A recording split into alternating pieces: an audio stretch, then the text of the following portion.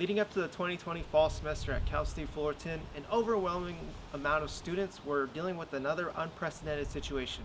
That situation was not knowing whether or not financial aid would be dispersed to them in time for them to take their classes and struggling to find the answers. I honestly thought I was gonna have to drop out of school. Usually they're really good about it because I've never had to do any payment plans. Like I always got my stuff on time, but this is the first year like they sucked.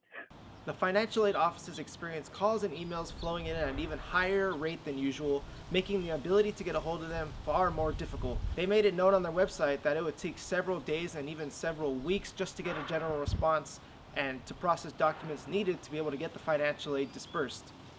Yeah, I would email them, but I wouldn't get a response at all. I would call and then get dropped. Like it would be like the dial tone, and that happened every day, and it was so frustrating. The stress was building up for all students, no matter whether you were a first year transfer student or whether you were a fourth year student about to graduate. It brought about uncertainty to many students' lives, and there was nothing they could do about it but try to seek out answers. I almost thought that I would not be able to go to school at all. Like I was going to have to drop all 5 of my courses and I desperately needed them because I want to graduate on time. As a senior, I feel like that was even more stressful. Students recognized the challenges Cal State Fullerton financial aid offices were facing, but miscommunication, technical difficulties, and just the waits to be able to get responses were frustrating and were key processes to how the situation was handled.